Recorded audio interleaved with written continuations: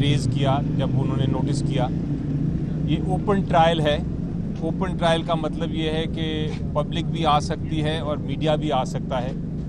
तो इस trial room के अदालत में मीडिया पहले उस जगह पे बिठाया जाता था जिस जगह पे वो केस की जो बहस हो रही है उसको सुन सकें, जिस जगह पे केस की गुफ्तगू हो रही है, केस के बारे में विटनेस स्टेटमेंट्स हो रही हैं, ताकि उन तक आवाज़ आ सके। यही मकसद होता है ओपन ट्रायल का। लेकिन आज जब हम अदालत शुरू हुई तो देखा कि जो मीडिया था जिसका काम है रिपोर्ट करना कि केस में क्या हो रहा है, उनको पीछे बिठाया गया था, इतना दूर बिठाया गया था एक और कमरे में कि वो उधर से उनको आवाज़ नहीं आ रही थी। उन्होंने मीडिया के जो पर्सनल बैठे थे उन्होंने शिकायत भी की और वो शिकायत हमने अदालत तक पहुंचा दी। अदालत ने कहा है कि वो इसके ऊपर मुनासिब हुक्म फरमाएंगे तो अगली बार इंशाल्लाह जो मीडिया है वो आगे बैठ सकेगा। जहाँ तक खान साहब का अपना जो उनका मौक़िफ़ है वो बड़ा वाज़ेह है। वो इस वक्त भरपूर उनकी पूरी कंसंट्रेशन, केसेस तो अपनी जगह उनके ख़िलाफ़ चल रहे हैं, लेकिन उनकी पूरी जो कंसंट्रेशन है इस वक्त वो इलेक्शंस पर है। और उन्होंने फिर से दरख्वास्त की है अपने कैंडिडेट से कि वो निकलें इतवार को और अपनी कैंपेन ओपनली करें, क्योंकि कोई उनको अरेस्ट नहीं कर सकता, कोई उनके सामने रुकावट नहीं डाल सकता, वरना ये इलेक्शन जो है वो उसके प्रोसेस में किसी किस्म की हिंड्रेंस अगर हुई तो अदालत फिर उसमें कार्रवाई अज़ खुद करेगी। ये एक आइन का तकाजा है कि हर एक को लेवल प्लेइंग फील्ड मिलनी चाहिए, और स्पेशली जब आपके सिर्फ 10 दिन रह गए हैं इंतखाबात में, तो उसके लिए पूरी तरह कैंपेन करने की पीटीआई को इजाज़त होनी चाहिए।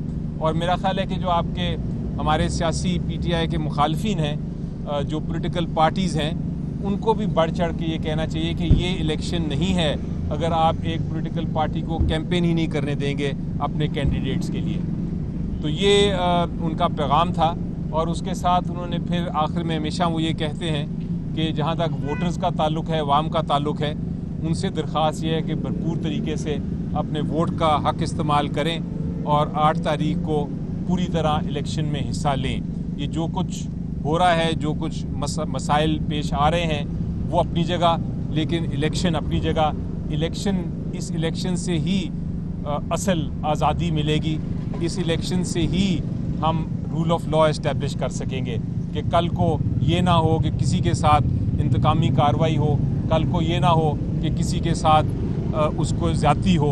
तो ये रूल ऑफ लॉ जो है उसका मकसद ये है कि जो बड़े से बड़ा शख्स है उसको भी कानून के वो ताबे हो।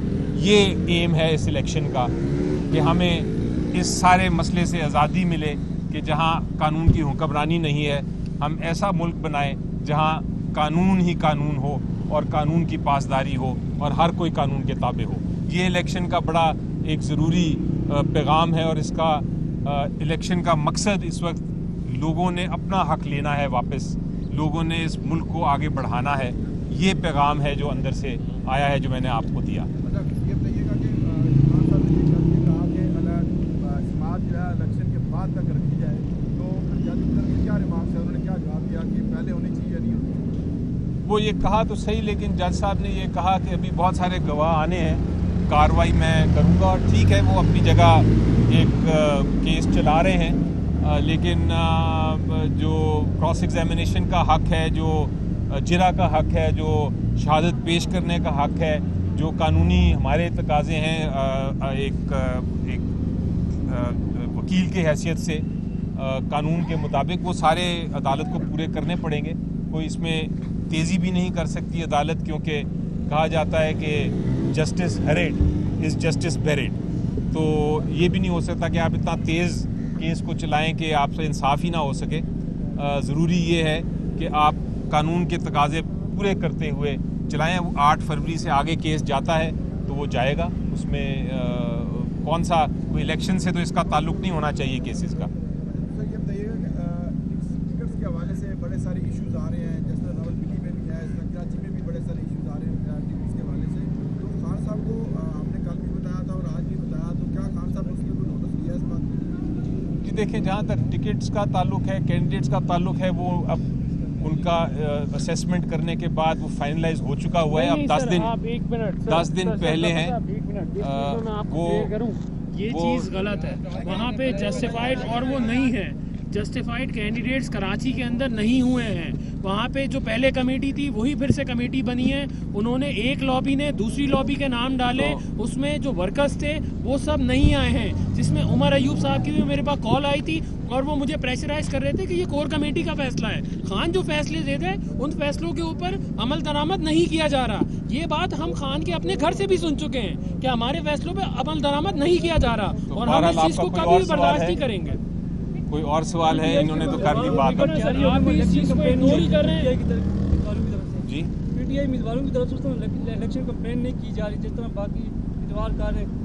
देखिए ये कैसे लड़ेंगे आप अगर आप देखें इस वक्त जो पोजीशन है, हकीकत ये है कि जो हमारे कैंडिडेट्स हैं उनके पास पब्लिक खुद आ रही है। अमूमन हमने इलेक्शन में देखा है कि कैंडिडेट्स पब्लिक के पास जाते हैं और कहते हैं कि हमारी बात सुनो। इस इलेक्शन में उल्टा हिसाब है कि जो कैंडिडेट्स चूँकि नहीं निकल पा रहे, उस तरह इलेक्शनिंग नहीं करने की इजाज़त उनको जिस तरह एक नॉर्मल इलेक्शन में की जाती है। तो अवाम जो है वो कैंडिडेट के पास खुद आके उनकी बातें सुन रही है। तो ये इलेक्शन का मज़ा है। ये आप एक कैंडिडेट को रोकते हैं, आप उसको कैंपेन नहीं करने देते, लेकिन लोग फिर खुद ही आके उसकी कैंपेन कर देते हैं। कल के बयान के बारे में क्या कहेंगे? उन्होंने कहा कि जिस तरीके से नवाज शरीफ को लाया जा रहा है, तो ये इलेक्शन फेयर नहीं होंगे, और पहले भी जिस तरह इलेक्शन होते रहे हैं जिस तरह लाएंगे, तो फिर क्या ये इलेक्शन ज़्यादा से ज़्यादा जो हुकूमत है वो 1 साल या ज़्यादा देते हैं? देखिए इसमें कोई शक नहीं है कि इस इलेक्शन को, ये जो सिलेक्शन है जिसको मैं कहता हूँ, इस सिलेक्शन को इलेक्शन में तब्दील करना है। उसके लिए सबसे ज़रूरी चीज़ ये है कि अवाम अपने वोट का हक़ इस्तेमाल करे। अगर अवाम वोट का हक़ इस्तेमाल करेगी तो फिर ये सिलेक्शन नहीं रहेगी, फिर इलेक्शन बनेगा इंशाल्लाह। वैसे साहब गवाहान पर आज गिरा हुई है, तो कहा जाता है कि गवाहान से जब कुछ सवाल आपकी तरफ से पूछे जाते हैं तो उस पर वो खामोश हो जाते हैं और प्रॉपर जवाब नहीं देते। क्या ये मसला अंदर आ रहा है सामने? कि देखें आज तो अभी चूँकि कार्रवाई नहीं हुई तो उसमें कोई क्रॉस एग्जामिनेशन या जिरा नहीं हुई, लेकिन बहरहाल जो भी अदालत में होता है, जो जब आपका गवाह को अगर आप पूरी तरह ना जिरा करने दें तो फिर वकील जो हैं वो एतराज़ करते हैं, मीडिया उसको सुन लेता है। इसीलिए हम चाहते हैं कि मीडिया को जो बैक सीट मिली है आज, वो वापस फ्रंट सीट पे आके कार्रवाई सुन सके।